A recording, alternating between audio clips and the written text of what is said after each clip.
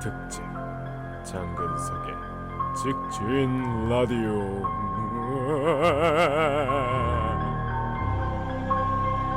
장어와 함께 만들어가는 본격 직진 프로젝트입니다. 장근석의 직진 라디오.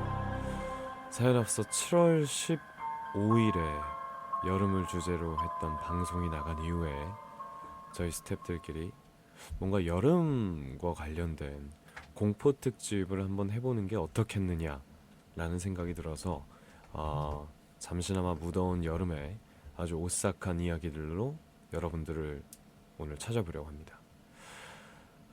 그 전에 제가 저번 주에 예쁜 남자의 축제를 공포 특집인데 이런 말 어울리냐 지금? 낮 공연, 밤 공연, 하루에 7시간 정도 공연. 엑스포에서 여러분들이 많은 메시지를 보내주었는데요. 축제에 오신 분들, 니코동으로 봐주신 분들, 트위터나 공홈에서 응원해주신 분들 모두 땡큐 크리. 이 자리를 빌어서 다시 한번 감사드리도록 하겠습니다. 자, 앞서 말씀드렸던 것처럼 오늘 주제 공포 특집입니다. 여러분이 아는 무서운 이야기, 그리고 또 제가 아는 여러 가지의 공포스러운 이야기들로 오늘 시간을 꾸며볼까 하는데요. 특히나 영적인 교감을 갖고 계신 분들, 저는 귀신을 볼 수가 있습니다. 시작부터 무섭죠. 제가 봤던 귀신 이야기는 잠시 후에 들려드리도록 하겠습니다. 자, 오늘 분위기가 분위기인 만큼 밝고 사람이 많은 곳이라든가 아니면 집안의 거실보다는 방 안에서 이어폰을 꽂고 저와 함께 우리 둘만의 시간을 이불 속에서 가져보는 것도 더 집중할 수 있는 시간이 되지 않을까 싶습니다. 자, 우리 장어분들 어떤 무서운 이야기를 가지고 있는지 사연들을 한번 보도록 할게요. 별님 바라보다가 님이 보내주셨습니다. 제 인생에서 제일 무서웠던 이야기는 전설의 고향의 네덜리다! 지금 생각해도 오싹합니다. 그때가 초등학교 때였는데 아빠 옆에 딱 붙어서 이불 뒤집어 쓰고 눈만 내밀고 봤던 내 인생의 가장 무서운 드라마였습니다. 그 드라마를 보고 난 뒤 가끔 내 뒤에서 내 다리 내놔 하며 날 놀리시던 아빠. 그래서 그 드라마가 더욱더 오래 기억이 남네요. 어렸을 때 한 번쯤은 다 들어봤던 이야기입니다. 내 다리 내놔. 근데 이게 지방이라든가 사람마다 좀 풀어가는 이야기 방법이 굉장히 다른데, 예를 들어서 굉장히 재밌는 얘기를 하더라도 저처럼 말을 조리 있게 하는 사람과 우리 영상을 담당하는 참감독처럼 같은 말을 해도 꼭 못 알아듣고 장황하게 설명하는 사람이 있습니다. 이 네 다리 내놔의 특징은요, 안 무섭게 말하는 사람들, 이야기하는 데에 재주가 없는 사람들은 뭐라 그랬게 내 다리 내놔 하나도 안 무섭잖아요. 근데 조금 몇 번의 이 이야기를 해본 경험이 있는 사람들은 내 다리 내놔 내 다리 내놔 이러잖아요. 하지만 저처럼 하드코어한 사람들은 내 다리 내놔 이런 게 바로 공포의 특징이지 않을까 싶어요. 어렸을 때의 그 영상물을 통해서 우리가 봤던 공포스러운 이야기들 중에서 어떤 것들이 기억에 남으시나요? 저는 전설의 고향도 있었고, 어렸을 때 가장 무서워했던 영화는 사탄의 인형이었어요. 마치 그 척키의 인형이 내가 자고 있을 때 어디선가 튀어나올 것 같은 그런 공포감을 가졌기 때문에 항상 그 영화를 비디오 테이프를 빌려서 볼 때는 그 엄마 옆에서 아빠 옆에서 같이 봤었던 그런 기억이 납니다. 근데 꼭 저희 삼촌이 되게 못됐어요. 어렸을 때부터 저를 굉장히 괴롭히던 삼촌이었는데, 그 척키가 나왔을 때는 갑자기 으아! 하면서 저를 놀래키는 그런 기억이 있었습니다. 그래서 사탄의 인형도 굉장히 무서웠고, 제가 웬만하면 공포 영화를 보고 놀래질 않아요. 왜냐하면 제가 착신알이라는 공포 영화를 찍었었기 때문에 실제로 그 촬영이 어떻게 이루어지는지를 알고 있습니다. 그래서 특수 효과라든가 분장을 어떻게 하는지 알기 때문에 웬만한 공포 영화는 두렵지가 않은데요. 어렸을 때 뿐만 아니라 제가 중학교 때 아마 봤던 기억이 있는 주온이라는 영화가 있습니다. 그 주온을 기억하시는 분들이 있을지 모르겠지만 주온에서 가장 무서운 장면은 그거죠. 너 이름이 뭐니? 누가 공기청정기 껐나봐. 그 주온에서 가장 기억에 남는 장면은 너 이름이 뭐니? 이러면 꼬마아이가 얘기합니다. 도시요. 그거 되게 얍살하게 해야 되는 도시요 이런 대사가 있습니다. 그 대사를 볼 때 정말 내 뒤에서 그 아기가 나를 보고 있을 것 같은 그런 공포를 느꼈던 기억이 납니다. 퍼플제형님이 보내주신 사연을 볼까요? 오늘같이 비가 엄청 내린 날엔 공포영화 한 편 보면 정말 오싹하죠. 어릴 적에 비를 맞으며 줄을 서서 기다리며 봤던 영화 13일의 금요일, 혹시 장배우도 아시나요? 호흡을 가다듬고 볼만하면 예기치 않은 장면들로 숨을 죽이며 봤던 그때 그 영화. 너무 무서워서 얼굴도 제대로 들지 못한 채 목이 쉬어라 소리만 질러댔던 기억이 생생합니다. 13일의 금요일은 그 하얀색 구멍 뚫린 가면을 쓴 살인자가 나오는 영화죠. 여기서 이제 세대 차이라는 게 느껴지는데 사실 13일의 금요일은 저희 세대에서는 그렇게 무서운 공포 영화는 아니었습니다. 90년대 영화인 걸로 알고 있는데 제가 영화관을 태어나서 처음 갔던 게 99년이었거든요. 그 전에 이제 그 사탄의 인형은 제가 비디오로 봤었으나 이 13일의 금요일은 사실 아직까지 본 적이 없습니다. 다만 13일의 금요일이라는 그 공포스러운 주제 혹은 이날은 뭔가 좀 기분이 좋지 않은 날이다. 그런 말들은 기억이 나요. 여러분은 어떨 때 공포 영화를 보시나요? 남자들이 자주 쓰는 작업 중에 하나가 여름에 여자를 데리고 공포 영화를 보러 가는 겁니다. 그 무서운 장면이 나올 때마다 여자가 하면서 남자 품에 갑자기 안기게 될 때의 그 느끼는 남자의 흐뭇함 혹은 무흐함, 그걸 목적으로 극장에 가시는 커플들도 굉장히 많이 봤어요. 아, 그 언제였죠? 제가 에이전트 장근석이라는 프로그램을 일본에서 할 때 귀신의 집을 한번 간 적이 있어요. 근데 제가 장담했거든요. 이런 건 어차피 인간이 만든 장난에 불과하기 때문에 뭐 전혀 두려워하지 말아라 하고 토린도르의 손을 잡고 귀신의 집을 들어갔다가 제가 그때 손에 뭐 이렇게 망치 같은 거, 무전기 같은 걸 들고 있었는데 옆에서 끔짝끔짝 나타나는 귀신 때문에 제가 너무 토린도르보다 더 놀래서 소스라치다가 무전기로 그 토린도르의 머리를 때린 적이 있어요. 지금 생각해도 되게 미안한데 그 친구가 굉장히 당황하더라고요. 저 역시도 귀신이 많아서 네, 공포스러웠습니다. 공포를 찾아간 사람들이라는 씬 넘버가 있네요. 이번 사연이 공포를 찾아갔던 장어분들의 사연입니다. 근짱 피님이 보내주셨어요. 지금 나름 공포 특집이라 근짱 피라고 보낸 거야? 설마 그건 아니겠지. 대학생 때 미팅에서 만난 남자들과 여름에 담력 시험을 했습니다. 예전에는 결핵 환자를 격리 수용하던 병동이었다가 지금은 폐원이 된 건물이죠. 한밤중에 차를 타고 산속 병원까지 갔는데 이거 어두워서 대본도 안 보여. 산속 병원까지 갔는데요. 남녀 커플로 깨진 유리가 흩어진 건물에 들어가 진찰실에 놓여져 있던 건강기록부를 들고 돌아오는 것이 임무였습니다. 나와 내 상대였던 남자는 어느 정도 가다가 너무 소름이 끼쳐서 도전하지 않고 포기했습니다. 그리고 그 자리에서 둘이서 찰칵하고 기념 촬영. 그 플래시를 눈치챈 사람들이 여기서 사진을 찍으면 저주받는다라고 가르쳐줬어요. 그렇지만 또 찍어버렸다. 진짜 무서운 저주에 걸려버린 것이었는지 한동안 밤에도 잘 수 없습니다. 라고 보내주셨습니다. 공포 체험을 하는 사람들이 있는데요. 폐가 혹은 병원 이런 데에서 담력 테스트를 하시는 분들이 있습니다. 제가 가봤던 그 공포의 집은요. 이 TV에서도 굉장히 자주 나왔던 그 제천에 있는 늘봄 가든이라는 곳이 있습니다. 심지어 여기가 더 무서운 이유는 그 집이 한창 영업을 할 때 제가 제천을 살았잖아요. 실제로 간 적이 있단 말이죠. 그리고 그 후에 몇 년이 지나고 그 곳을 어느 순간 지나게 됐는데 폐가의 상태가 돼 있는 그런 상태로 왠지 거기를 지나갈 때면 굉장히 오싹했던, 근데 거기가 굉장히 장사가 잘 됐었단 말이에요.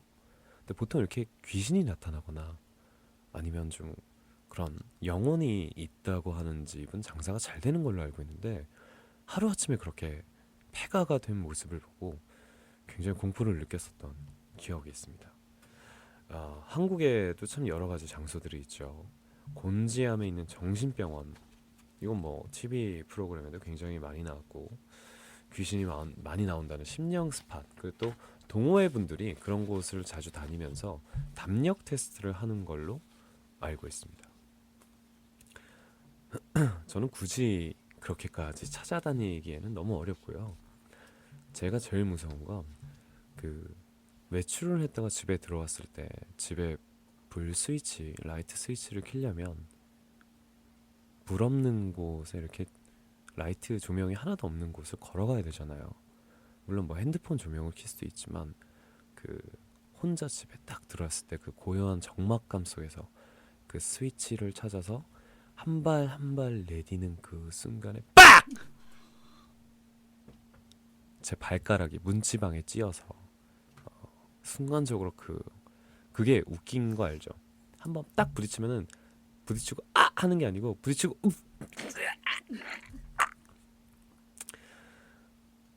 비슷한 예로 그 청룡열차라고 하는 롤러코스터와 자이로드롭을 탈 때에도 같은 분위기예요. 사람이 처음에 절대 내려올 때 자 내려갑니다. 점프! 까! 이게 아니에요. 점프 하자마자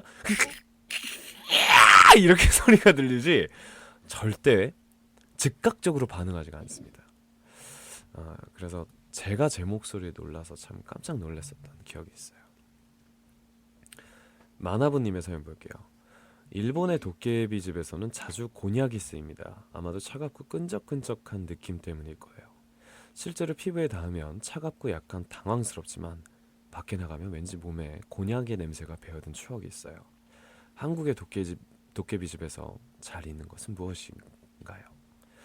한국의 도깨비 집은요, 저는 초등학교 때 이후로 가본 적이 없는 것 같은데 빗자루, 청소도구, 그리고 또 막대기 같은 거에 매달아서 사람 몸에 닿게, 그리고 또 피아노 줄이라고 하죠.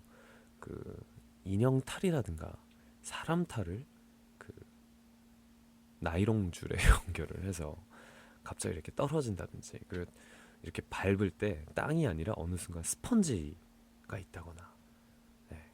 그리고 또 귀신들이 자주 나오는 그 비명 소리, 그런 것들이 있겠죠. 다시 한번 토린도르상에게 미안하다는 말을 하면서 저희는 노래 한 곡 듣고 오도록 하겠습니다.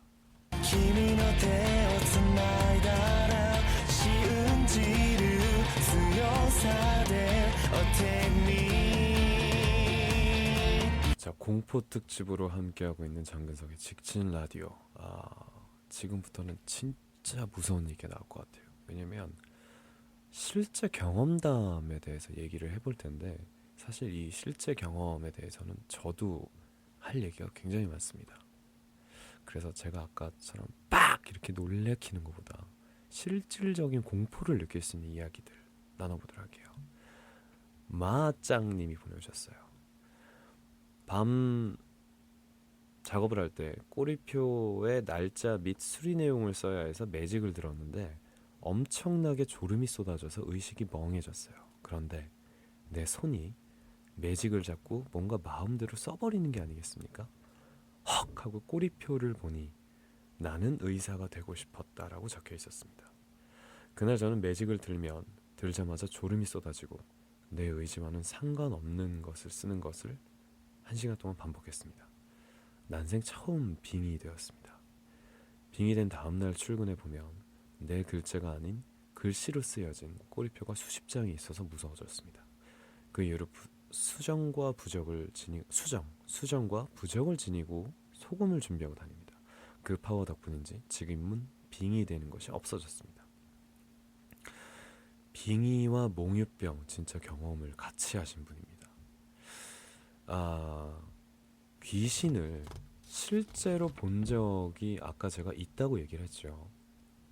저는 귀신을 몇 번을 본 적이 있는데 그 중에서 뭐 몇 가지 얘기를 해드리자면 제가 아주 어렸을 때 초등학교 때 저희 부모님이 맞벌이를 하셨어요. 그래서 어, 항상 저녁 시간 학교를 돌아오고 나서부터 저녁 시간에는 저 혼자 집에 있는 시간이 많았었죠.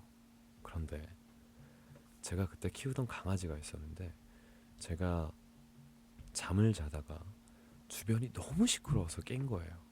눈을 떴는데 제가 키우던 강아지가 저를 바라보고 짖는 게 아니고 제 허공을 보면서 입에 거품을 물면서 계속 짖어대는 거예요. 그래서 이게 무슨 일이냐 하고 제가 눈을 떠보니까 제 앞에 얼굴이 하얀 마치 그 마스크를 쓴 것 같은 그런 인물이 제 앞에서 웃으면서 제 위에 둥둥 떠 있는 거예요.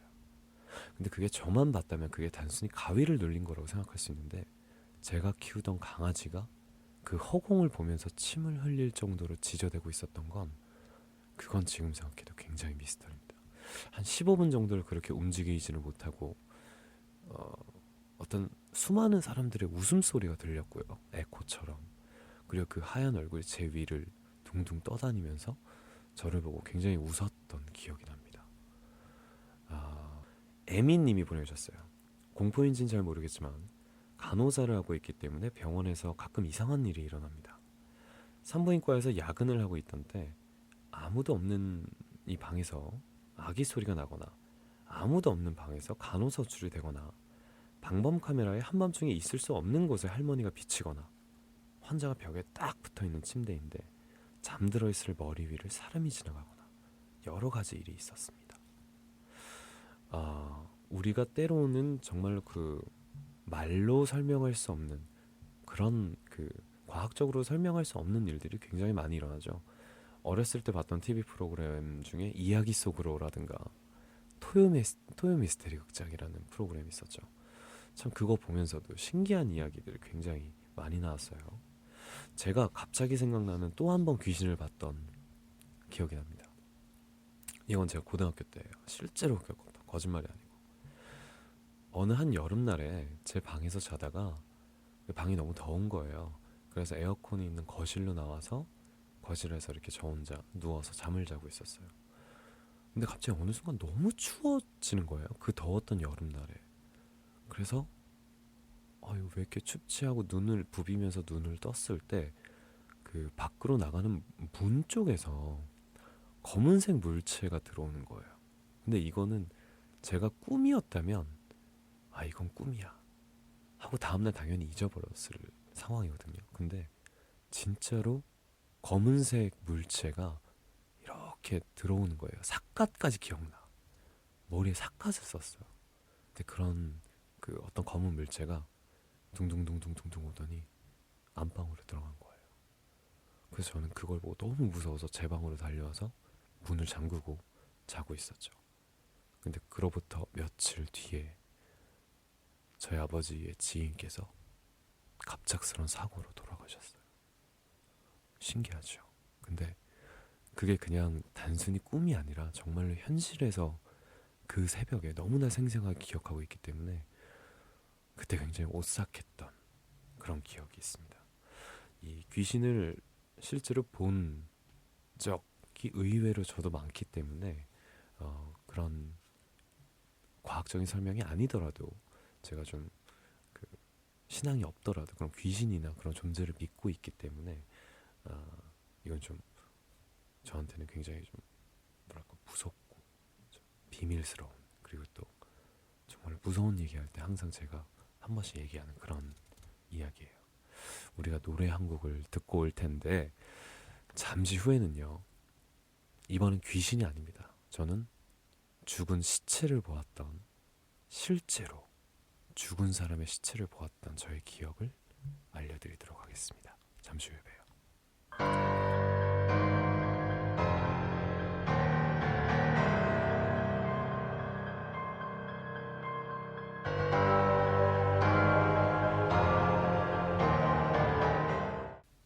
자, 이번 얘기는요, 제가 겪었던 실제로 사람의 시체를 봤던 말씀을 해드릴 거예요. 저도 사실 그때를 생각하면 아직까지도 굉장히 좀 등골이 오싹해져서 정말로 두려운 기억인데 오늘 특별히 여러분들에게 들려드리도록 하겠습니다. 아마 기사를 찾아보셔도 그때 당시의 이야기 그리고 그 현장에 관한 이야기가 뉴스로 기사화됐던 적도 있습니다. 때는 바야흐로 제가 초절정 인기의 드라마 요정컨미에 출연하던 때였어요. 웃지마, 무서운 얘기야. 요정컨미에 출연을 했을 때 한창 그 드라마가 이제 시청률이 점점 올라가던 그런 때였죠. 보통 그 드라마를 하기 전에 리허설이란 걸 합니다. 촬영 시작하기 전에 세트에서 이제 모든 배우들과 스태프들이 대본을 읽으면서 동선을 정리하고 그런 리허설을 하는 타이밍이 있는데 갑자기 어느 순간에 조명 정리를 하던 찰나에 큰 조명 하나가 팡 하고 터진 거예요. 그 사람들이 이게 무슨 일일까라고 하다가 기술적인 이유는 못 찾아내고, 왜냐면 한 번도 그런 적이 없었다고 했거든요. 기술적인 이유는 못 찾아내고 어른들이 아마 이 드라마가 잘 되려고 그러나 보다 라고 얘기를 하시더라고요. 그래서 그때는 뭐 대수롭지 않게 넘긴 일이었어요. 근데 문제는 여기서부터 시작됩니다. 지금 다시 얘기하니까 저도 굉장히 초조해지고 두려운데요. 촬영이 시작되고 나서 제가 이제 스튜디오 안을 들어왔어요. 들어와서 그 스튜디오 안에 지금 현재 촬영하고 있는 모니터를 할 수 있는 모니터가 하나가 있습니다. 자, 거기 앉아서 다음에 스탠바이가 저의 타이밍이었기 때문에 그 세트 한쪽에 앉아서 그 모니터를 보고 있는데 갑자기 그 TV 같은 모니터 위로 그 화면이라고 하죠. 그 화면에 검은색 물이 이렇게 떨어지는 거예요. 한 방울씩. 톡, 톡, 톡, 톡, 톡. 그러면서 톡, 톡, 톡, 톡, 톡, 톡, 톡, 톡, 톡, 톡, 톡, 톡, 톡. 그래서 화면의 절반이 안 보이게 됩니다. 그 순간 굉장히 당황한 저와 나머지 스태프들은 저게 뭐야 하면서 하늘을 이렇게 쳐다봤는데 한 사람이 대롱대롱 왔다 갔다 하고 있는 거예요. 설마 저게 사람일까? 라고 생각을 했는데 정말 그날 자살한 사람을, 그 스튜디오에서 목을 매달아서 자살한 사람을 눈앞에서 본 거예요. 너무 두려워서 소리를 지르고 나갔었는데 알고 보니까 그 방송국의 직원이었던 분이 약 10일 전에 거기서 목을 매달아서 자살을 한 거였어요. 근데 그 세트가 굉장히 높잖아요, 천장이. 그러니까 아무도 모르고 있다가 그 목을 매달았던 그 쇠사슬 같은 것들이 목이 이렇게 썩어가면서 점점 목 속으로 들어갔던 거죠. 그래서 그 피가 몸을 타고 옷을 다 적시고 TV로 흘러내려와서 그제서야 위에서 사람이 죽었다는 걸 알 수 있을 만큼의 그런 사실이 알려지게 됐죠. 그때 정말 충격적이었습니다. 그 아직도 잊을 수가 없는 게 그 시체를 정리를 하려면 저희가 쓰고 있던 대기실을 지나가야 했었어요. 근데 그 국립수사원과 경찰분들, 관계자분들이 오셔서 그 시체를 들것에 이렇게 놓고 옮길 때에는 무서워서 나가지 못했죠.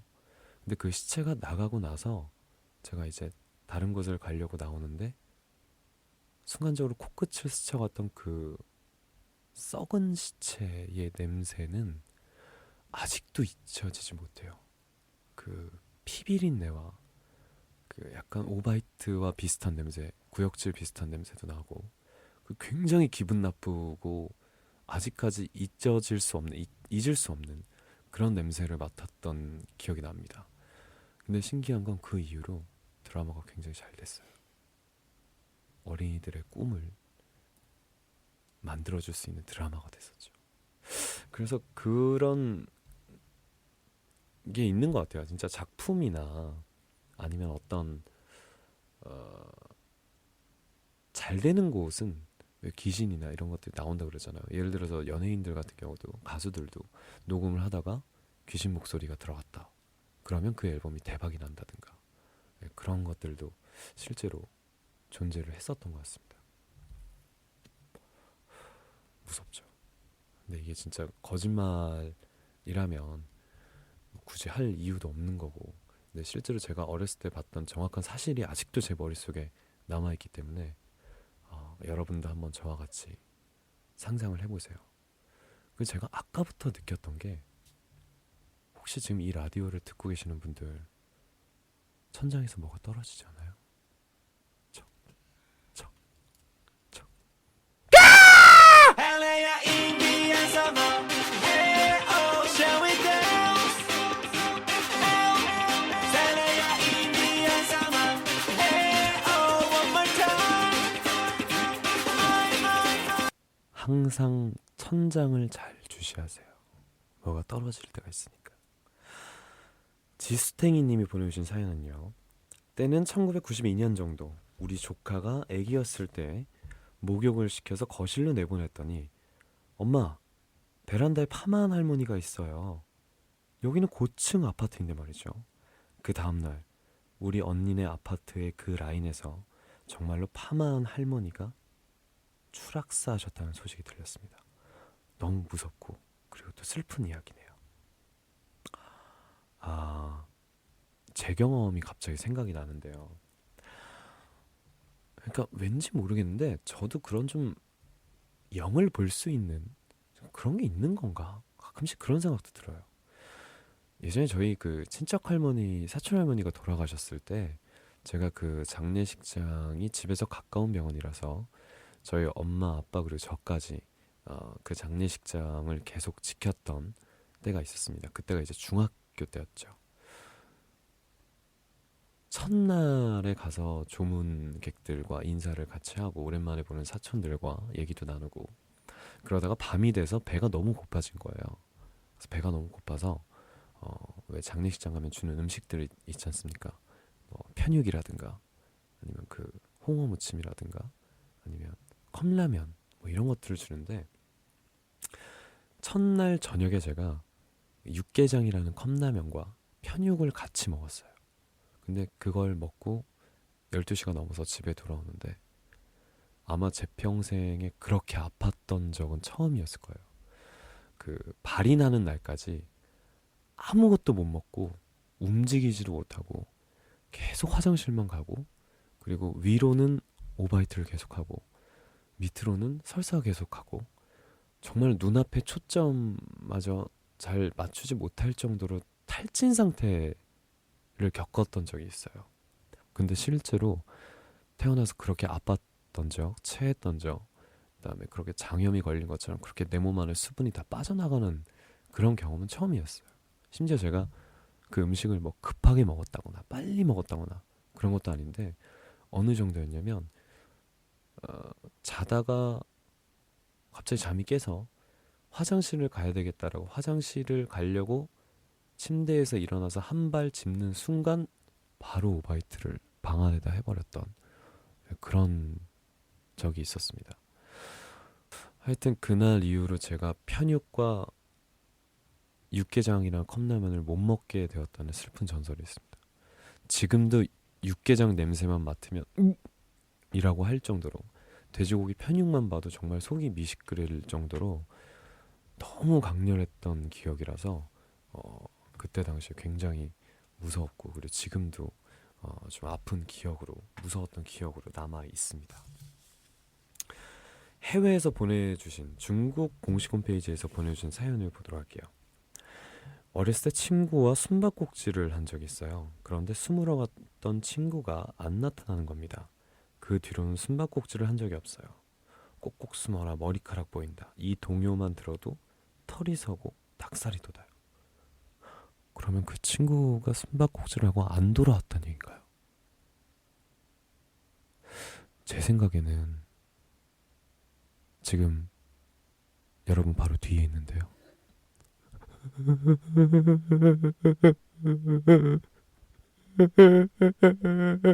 도시요. 노래 한 곡 듣고 오도록 하겠습니다.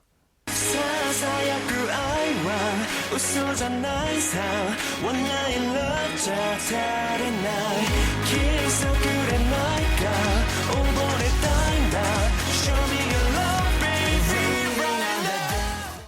자, 공포 특집으로 함께하고 있는 장근석의 직진 라디오, 이제 마지막 사연을 만나보도록 할 텐데요. 일본 공식 홈페이지에서 보내주신 사연 중에 정말 공포스러운 사연이 있어서 하나 소개해드릴까 합니다. 후르사와 사토고 님이 보내주셨어요. 한여름에 야외에서 본 거울에 비친 나의 얼굴, 이게 바로 공포야. 보고 싶네요. 가끔 거울을 보고 깜짝깜짝 놀라는 분들이 있습니다. 자기 관리하세요. 자기가 놀라면 어떡합니까? 자, 이렇게 해서 오늘 여름과 뗄래야 뗄 수 없는 무서운 이야기들과 함께 해봤는데요. 너무 더워서 정말 힘들다 싶은 여름도 장어 여러분과 피서, 여름 공포 이런 주제들로 라디오를 진행을 하면서 즐겁게 지내고 있습니다. 뭐 저만 그렇게 좀 오싹하고 시원했던 건 아니죠. 덥고 지칠 때는 여러분들 팀H 노래를 함께 들으면서 신나게 즐기시고요. 혹시나 여러분들이 겪었던 불가사의한 그런 일들이 있다면 저희 트리제이 옆으로 사연 보내주시도록 하겠습니다. 자, 그러면 우리 다음 만날 때는 공개 방송이죠. 팬들과 함께 한국에서 여는 직진 라디오 첫 한국 공개 방송, 주제는 생일입니다. 내 생일, 다른 사람 생일도 아니고 내 생일. 여러분들 많은 추억 기다리도록 하겠습니다. 다음 시간에 만나요. 안녕. 뒤에 누구야?